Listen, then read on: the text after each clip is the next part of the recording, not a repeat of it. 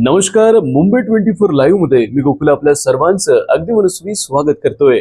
मुख्यमंत्री देवेंद्र फडणवीस यांनी दावोस येथून मोठी घोषणा केली आहे. महाराष्ट्रानं 61 MOU साईन केले असून 15.17 लाख कोटींची गुंतवणूक आणि 15.95 लाख रोजगार निर्मिती होणार आहे. हरित ऊर्जा, ग्रीन हायड्रोजन, शिक्षण आणि ऑटोमोबाईल सारख्या क्षेत्रांमध्ये ही गुंतवणूकदारांचा उत्साह आहे. पुण्यातील खराडी भागात कौटुंबिक वादातून पतीनं पत्नीची कात्रीनं वार करून हत्या केली. ज्योती गीते या 28 वर्षीय महिलेचा यामध्ये मृत्यू झाला असून पती शिवदास गीतेला पोलिसांनी अटक केली आहे. ही धक्कादायक घटना बुधवारी पहाटे घडली. राज्यात महायुतीची सत्ता स्थापन झाल्यानंतर भाजप प्रदेशाध्यक्ष आणि महसूल मंत्री चंद्रशेखर बावनकुळे यांनी भूमिका स्पष्ट केली आहे.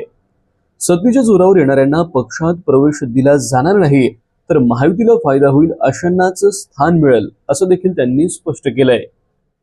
देशातील तरुणांसाठी आनंदाची बातमी. रेल्वे भरती बोर्डानं 32,000हून अधिक पदांसाठी भरती प्रक्रिया सुरू केली आहे. इच्छुक उमेदवार RRBच्या अधिकृत वेबसाईटवर गुरुवारपासून अर्ज दाखल करू शकतात. ही मोठी नोकरीची संधी असल्यानं रेल्वे बोर्डानं जाहीर केलं आहे. राज्यात एसटी महामंडळाच्या भाडेवाढीवर महायुती सरकारमध्ये मतभेद उफाळले आहेत. परिवहन मंत्री प्रताप सरनाईक यांनी भाडेवाढीची संकेत दिले असताना अजित पवार यांनी सुविधा नसताना भाडेवाढ कशी शक्य असा सवाल उपस्थित केलाय. या मुद्द्यावर मंत्रिमंडळात मतभेद स्पष्ट झाले आहेत.